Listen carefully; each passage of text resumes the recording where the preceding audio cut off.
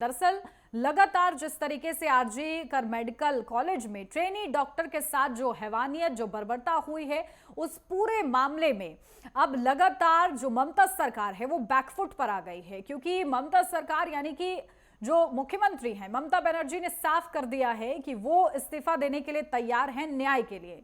लेकिन यहां पर समझना यह जरूरी है कि डॉक्टर्स अब अपना जो नाराजगी है, अपना जो आक्रोश है, वो त्यागने को तैयार नहीं है।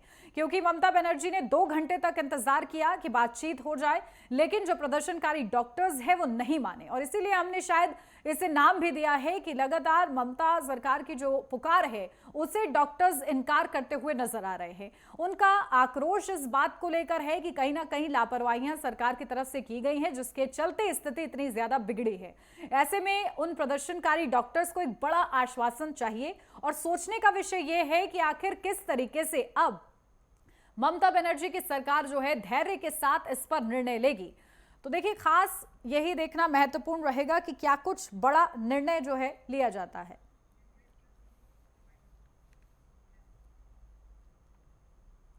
तो चलिए, खास मेहमान हमारे साथ जुड़ गए हैं, सीधा आपको रूबरू करा देती हूं।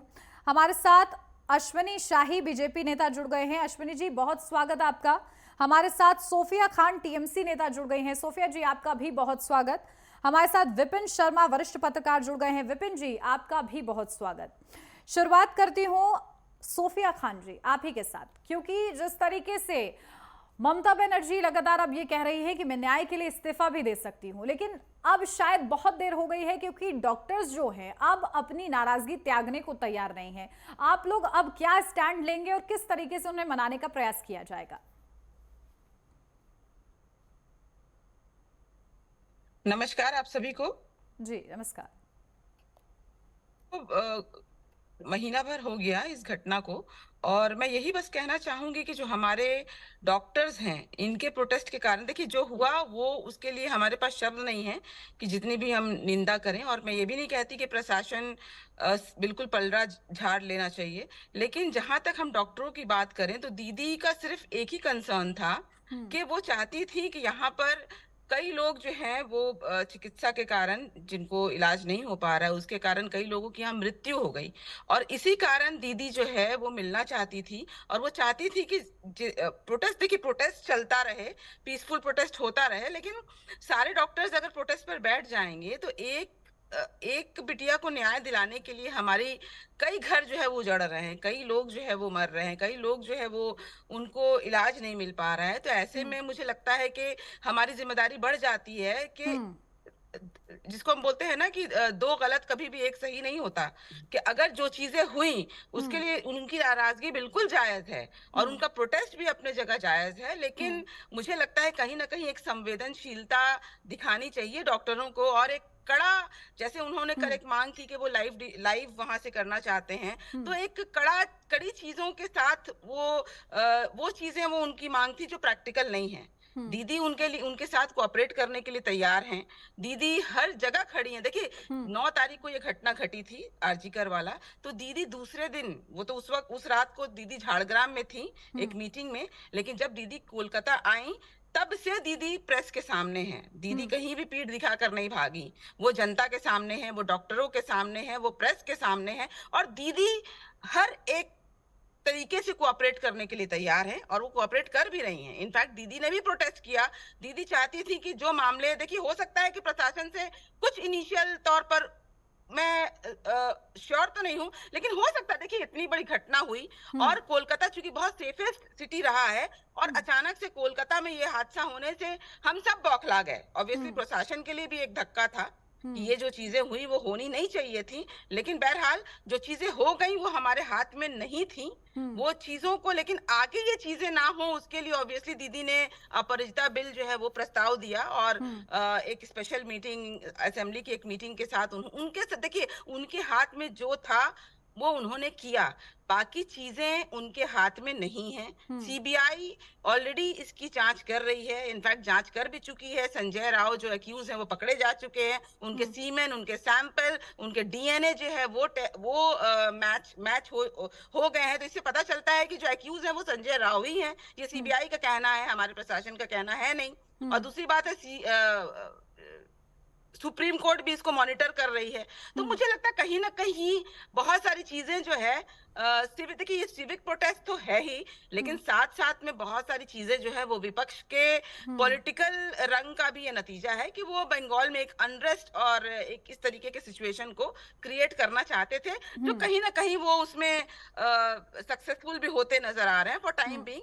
बाकी आगे जनता जनार्दन है, जनता की जो मंजूरी होगी, हम जनता की वजह से ही हैं, और जनता की जो मंजूरी होगी ऑब्वियसली वो सर आंखों पर है।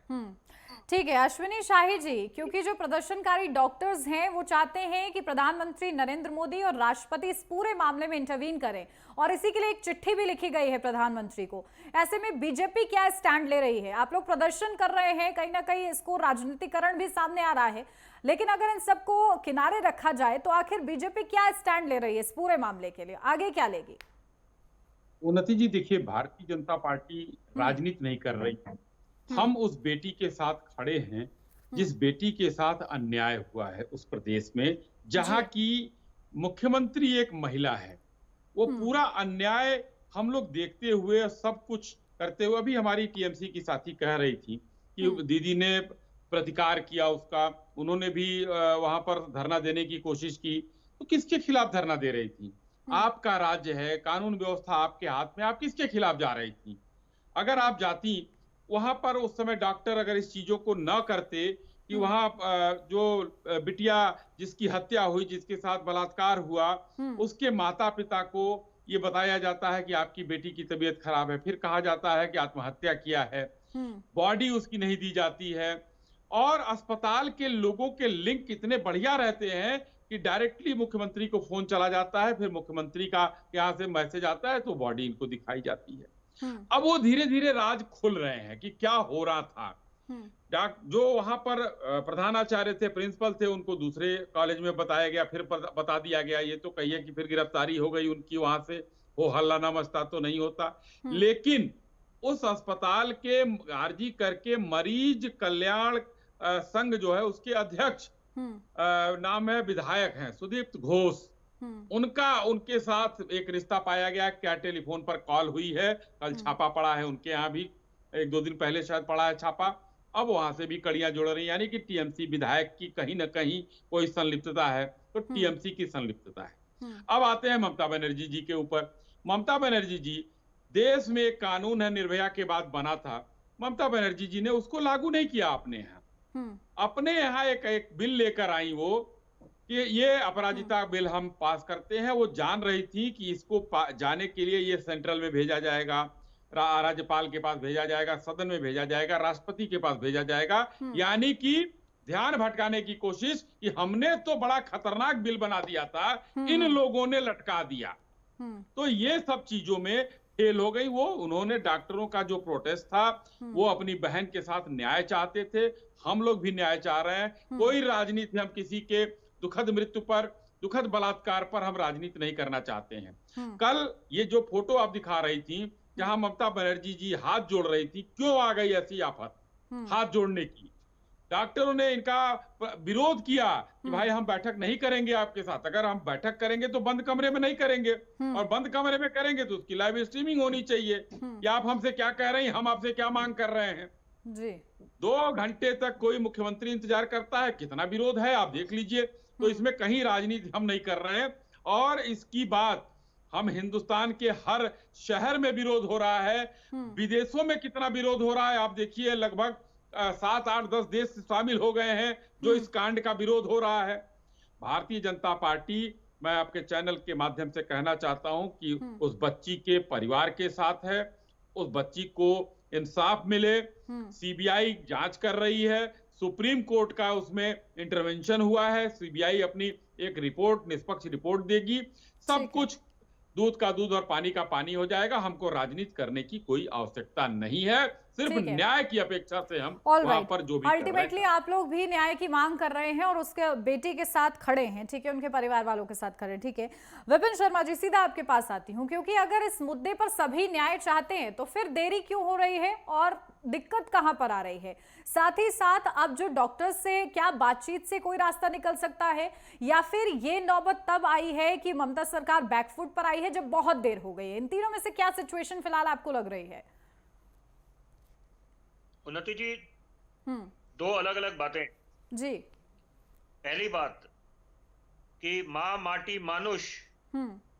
जब आप बोलते हैं तो वहां पर उस पर कितना अमल होता है, और यहाँ पर तो ये अपेक्षा करी जाती है जब महिला मुख्यमंत्री हैं, और हम लोग तो बहुत आदर सम्मान करते हैं दीदी का, हम्म। और दीदी राजनीति में एक पूरा जीवन उन्होंने व्यतीत करा है, हम्म। उनका एक अलग योगदान रहा है। लेकिन आज बंगाल कहाँ जा रहा है? एक तरफ आप बात करते हैं अमर सोनार बांग्ला की, हम्म। असली परिवर्तन की, तो ये क्या असली परिवर्तन है? आप एक तरफ, हमने निर्भय के बाद पूरे देश ने संकल्प लिया था, प्रतिज्ञा ली थी जी। कि अब दोबारा निर्भय होने देंगे। ये तो निर्भय 2 जो है, ये दूसरा निर्भय हुआ है, और इतना दिल दहलाने वाला कि यहाँ पर अब क्या हिंदुस्तान की छवि धूमिल नहीं होगी अंतरराष्ट्रीय पटल पे। और यहाँ पर तो एक स्वर में स्वर मिलाकर इसका विरोध होना चाहिए। लेकिन एक बहुत दुखद बात है, चिंता का विषय है, ये पहली बात तो राजनीति का मतलब ही पैदा इसमें नहीं होता, सवाल ही पैदा नहीं है। लेकिन साथ साथ आप अगर विरोध कर रहे हैं, अगर टीएमसी की सरकार विरोध प्रदर्शन कर रही है तो किसके खिलाफ कर रही है? जब आप खुद सत्ता पे काबिज हैं, तो आप क्या संदेश देना चाह रहे हैं? क्या आप, जनता जनार्दन होती है, जनता को सब बातें समझ आती हैं।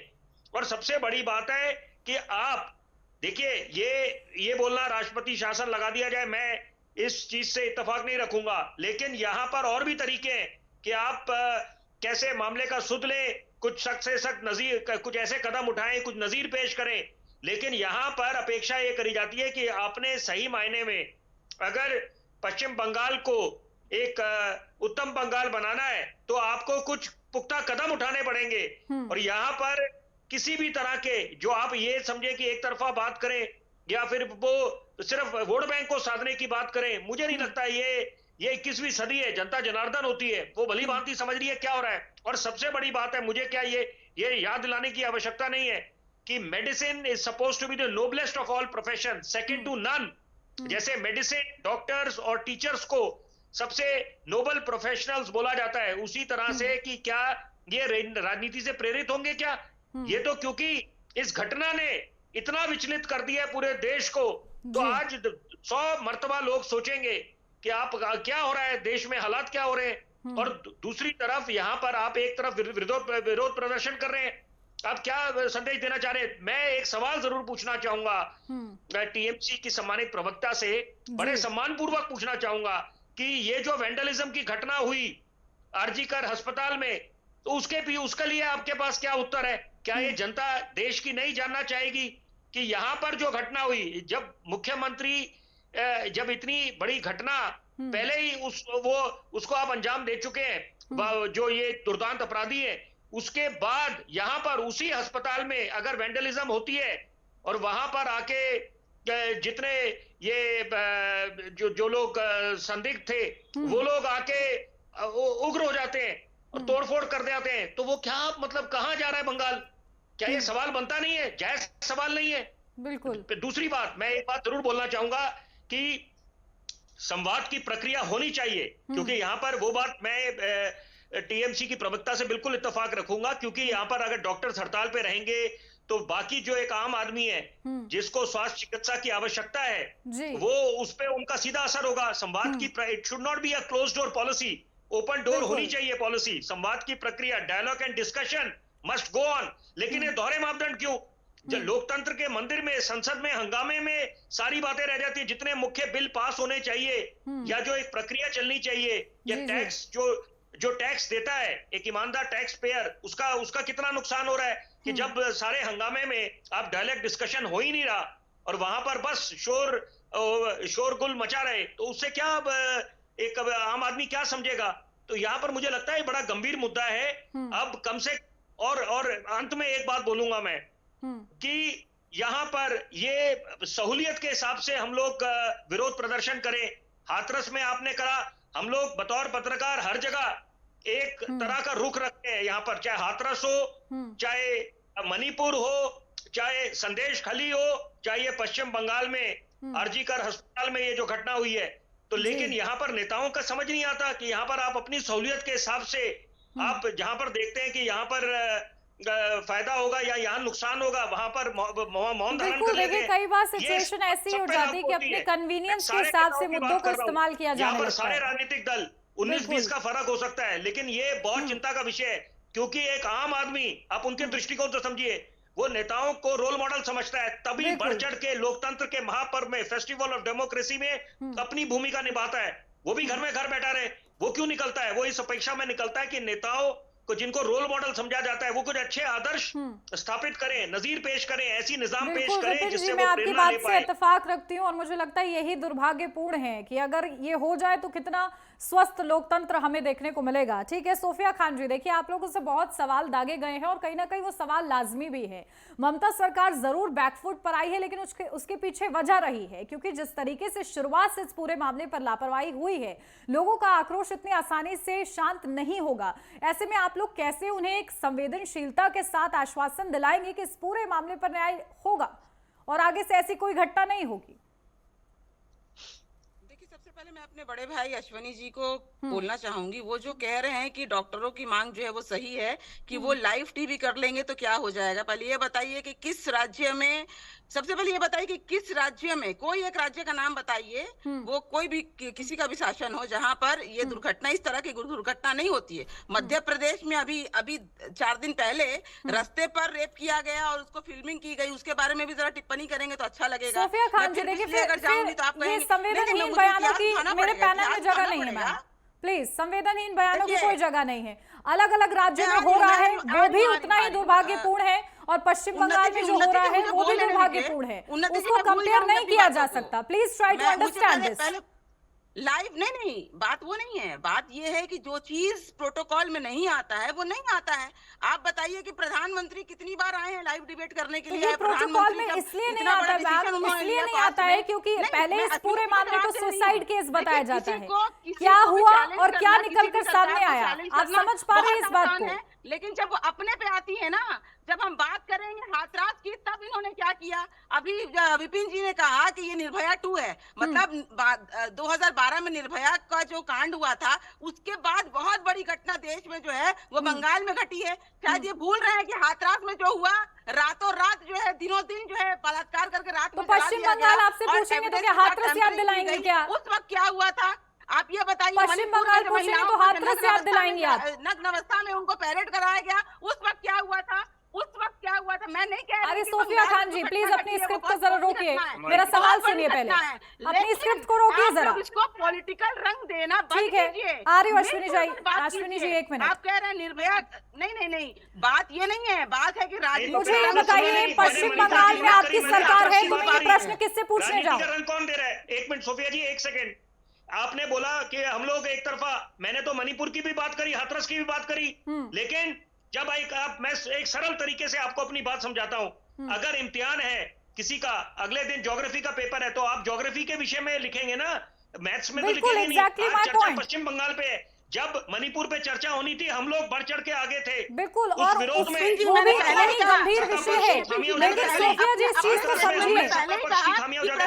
आज पश्चिम बंगाल का मुद्दा है, तो आज हम पश्चिम बंगाल का मुद्दा उठाएंगे। आप वहाँ पर पल्ला झाड़ के बोलते हैं, आज हाथरस की बात करें।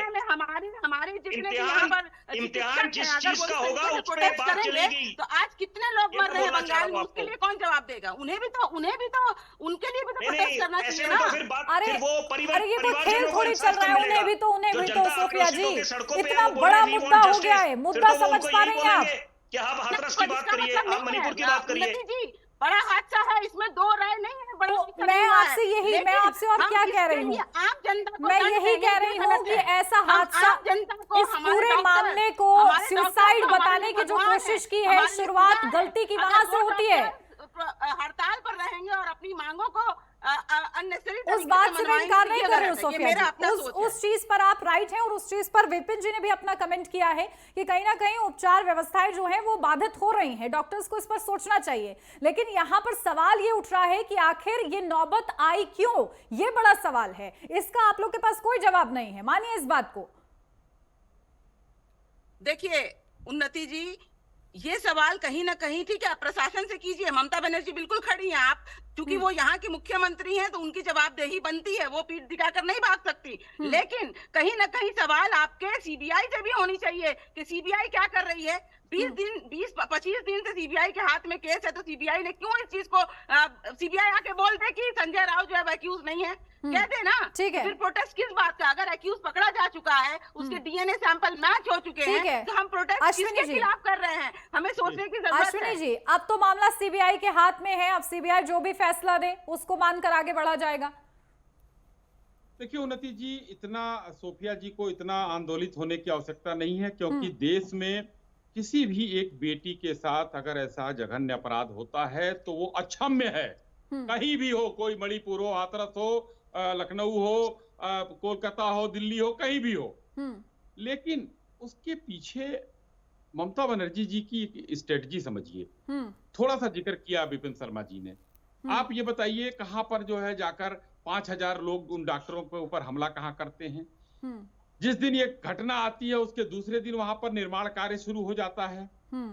आप देखिए सीबीआई जो जांच कर रही है, सीबीआई बहुत से पहलुओं पर जांच करती है, सिर्फ ये नहीं जांच कर रही है कि एक अभियुक्त पकड़ लिया गया है वही काम खत्म हो गया।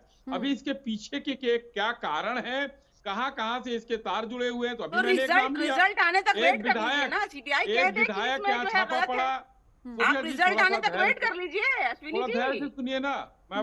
मैंने तो आपके बीच में नहीं बोला, थोड़ा आंदोलित कम होइए। देखिए इसी से ये देश में बड़ा गंभीर मुद्दा है, आंदोलन होने से कोई मतलब नहीं निकलेगा इसका। मेरा कहने का तात्पर्य है कि अगर आप कह रही हैं कि इंतजार कर लीजिए, इंतजार तो पुलिस का भी किया था वहां के लोगों ने। आखिर क्या किया वहां की पुलिस ने? 5000 लोग चले गए, उनको रोक नहीं पाए वो लोग। और हर अरे अपराध पुलिस के समझती पीछे रही कि वो प्रोटेस्ट करता हर है, आंदोलन सुनिए, करता है। पुलिस तो यही समझ रही थोड़ा थी ना। सुन लीजिए सोफिया जी। हर अपराध के पीछे चाहे अनुव्रत बनर्जी का हो या शाहजहां शेख का हो या संदेश खाली वो क्या नाम है एसपी को मारने का हो या मानवाधिकार के जजों को भगाने का हो, सबके पीछे टीएमसी सरकार ही क्यों होती है? और मैं हाथरस की बात करता हूं। हाथरस में जब घटना हुई थी बहुत दुखद थी। विपिन जी वहां पर जाकर रिपोर्टिंग की और कई मैं भी वहां था, जो विपिन जी हमको छोड़ते नहीं थे। लेकिन ममता बनर्जी जी की एक पूरी टीम आई थी वहां। क्या करने आए थे आप लोग? आज आप कह रहे हैं दूसरे लोग राजनीति कर रहे हैं, तो ममता बनर्जी जी की टीम क्या पिकनिक मनाने आई थी? ठीक है। आपकी टीम भी तो धर्मतल्ला में बैठी है। आपकी टीम भी तो धर्मतल्ला में बैठी है, उसके बारे में बोलिए ना। तो आप लोग क्या करने आए थे जरा बताइए ना। आज आप कह रहे हैं कि हम राजनीति कर रहे हैं। देखिए ठीक है, चलिए हुआ है तो ये ऐसा मामला नहीं है कि इसमें आप लोग आरोप प्रत्यारोप में पड़े। ये मामला उससे कई ऊपर उठ चुका है और उसकी गंभीरता को खराब मत कीजिए। ठीक है, एकदम उठ चुका है। विपिन जी से मुझे कमेंट चाहिए क्योंकि वो बिल्कुल पारदर्शी तरीके से बता रहे हैं। विपिन जी, क्योंकि देखिए जिस तरीके से ये पूरा मुद्दा अब सामने आया है और इतना समय बीत गया है इस मुद्दे को लेकर, लेकिन ऐसा लगता है कि कल का ही मामला है, क्योंकि ये मामला ही इतना ज्यादा गंभीर है और बड़ा है कि यहां तक कि राष्ट्रपति को ये कहना पड़ा कि आखिर ये कब तक होगा, अब बहुत हो चुका। ये जो हर एक भारतीय अब यही कह रहा है कि बहुत हो चुका, अब कब ऐसे मामले रुकेंगे आखिर? निस्संदेह देखिए आज हर कोई निशब्द है क्योंकि आज ये आप समझिए कि शब्द नहीं है बयान करने के लिए कि जो अंदर से एक आप सोचिए एक आम आदमी क्या सोच रहा है और साथ में उनके परिवारजनों पे क्या बीत रही होगी इस समय कि वो जब बार बार याद करते होंगे वो दृश्य वो तो उन्होंने देखा नहीं, लेकिन जब वो उसकी कल्पना करते होंगे तो कितना मन खराब होता होगा, कितना दिल दहलता होगा। और यहां पर यही बात है कि आपसे नेताओं से उम्मीद करी जाती है कि बाकी विकास के कार्य तो छोड़िए, कम से कम जो सुरक्षा को लेकर और महिला सुरक्षा को लेकर, क्योंकि अगर हिंदुस्तान को आपने महाशक्ति बनाना है तो वहां पर वो चीज मुमकिन नहीं जब तक महिलाओं को आप सुरक्षित ना कर पाए। और वहां पर तो कम से कम राजनीति छोड़कर एक मंच पे होना चाहिए। वहां पर हम बोलने लग जाए नहीं आप अपने राज्य में देखिए, फलाने राज्य में देखिए, मुझे लगता है कि इससे कोई समस्या का समाधान नहीं निकलने वाला। अब ये वक्त आ गया है कि कमर कस ली जाए कि महिलाओं के प्रति आपको संवेदना भी दिखानी है और जो दुष्कर्म करे जा रहे हैं, और सबसे जरूरी बात कि वहां पर धर्म ना देखा जाए किसी का भी। जैसे हम बोलते हैं आतंक का कोई धर्म नहीं है, टेरर हैज नो रिलीजियन, उसी तरह से अपराधी अपराधी है, उसको सिर्फ उस नजरिए से देखिए, दृष्टिकोण से देखिए। एक नया ट्रेंड सा हिंदुस्तान में बन गया है यहाँ पर कि यहाँ पर आप पहले उसका वो देखते हैं कि किस उसकी एफिलिएशन किससे है, तो वो चीजें मुझे लगता है इनसे ऊपर उठना पड़ेगा। ये देश सबका है और यहाँ पर सबको अपनी भूमिका निभानी है। और ये देखिए अगर हम सही मायने में action speak louder than words करके दिखाना पड़ेगा। महज लिप बिल्कुल। सर्विस करके काम नहीं बनेगा। और देखिए सबसे बड़ी बात तो ये है कि सबसे पहले जिम्मेदारी लेना तय कीजिए कि आखिर इसका घटना का जिम्मेदार कौन है। जब जिम्मेदारी तय होगी तभी ये मुद्दा आगे बढ़ेगा और कहीं ना कहीं जांच में पूरी निष्पक्षता के साथ कुछ हल निकल पाएगा। बहुत शुक्रिया आप तीनों का हमारे साथ इस खास चर्चा में जुड़ने के लिए।